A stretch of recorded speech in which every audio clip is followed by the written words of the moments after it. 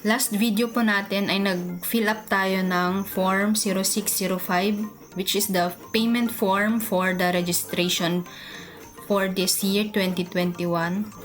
Ngayon po, mag-fill up naman tayo ng Form 2551Q for the percentage tax ngayong 4th quarter. So, ang sakop po ng 2511Q for the 4th quarter ay months of October, November, and December. And ito po dapat ay ma-file natin on or before January 25, 2021. So, buksan po natin yung offline EBIR form package version 7.7. Then, ilagay po natin yung TIN number natin. So, ako, gagamit na lang ako ng dummy. Last time, ginamit ko ay 000.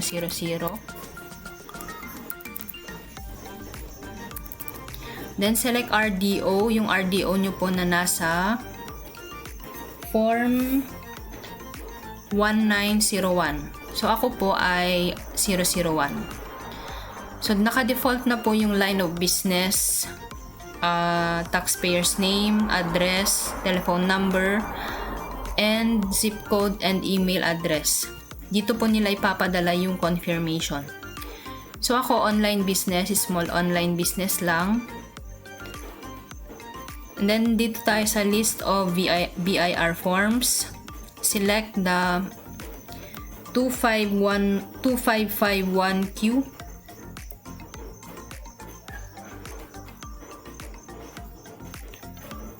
Ito po, 2551Q version 2018 quarterly percentage tax return. So, fill up natin.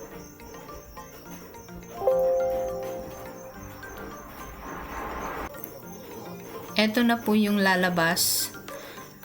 BIR form number 2551Q January 2018 quarterly percentage tax return. So, for the calendar, naka-default na po yung December 12, 2021. And then, sa number 3, quarter. So, i-fill up natin yung 4th quarter. Wala na po tayong gagalawin dito sa 4 and 5. Part 1, background information. Naka-default na po lahat yan.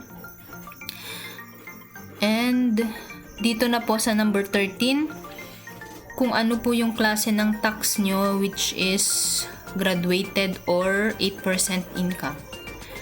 So, ako po ay graduated income tax. So, isi-select ko lang tong graduated income tax rate. Part 2, total tax payable from Schedule 1, item number 7. Click ko lang po to. Then, lalabas po tong page 2. So, Schedule 1, computation of tax, alphanumeric tax code, PT010.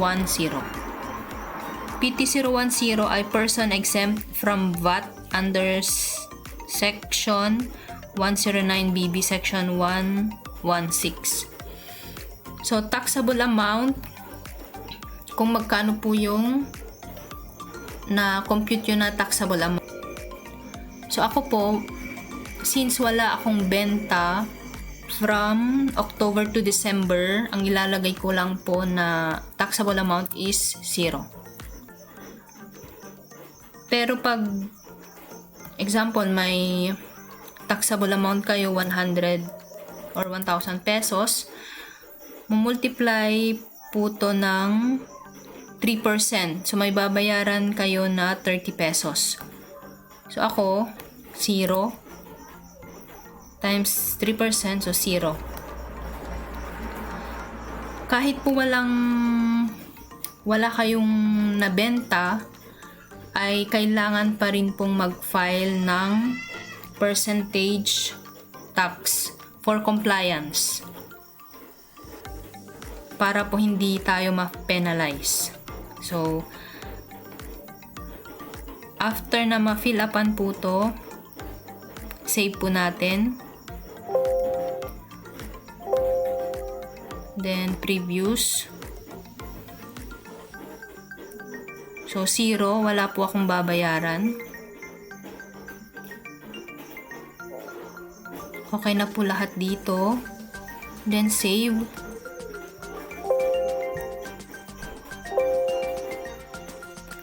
So, after po nito na may save, i-validate natin. So, validation successful. So, after na na-validate natin, i-submit na po for final copy. So, hindi ko na lang po isasubmit to kasi hindi po yun yung tamang TIN number ko. Okay, so after po na ma-submit, mag-email po ang BIR ng confirmation. So, eto po yung email nila sa akin. Nag-file po ako noong January 6. So, this is the confirmation from the EBIR form. This confirms receipt of your submission with the following details subject to validation by BIR. So, ang ginawa ko po dito, print ko po to for my personal copy. 3 copies po, and then ikikip nyo lang po yun para po may katibayan kayo na nag-file po kayo sa quarter na iyon. Okay? So, this ends my video. Sana po may natutunan kayo, and lahat po itong sinishare ko ay nabasa ko lang din po. Hindi po ako expert or hindi po ako CPA or any kind of related sa taxes. So, pag may question po kayo, please comment down and I will try to answer kung makakaya ko po. Thank you!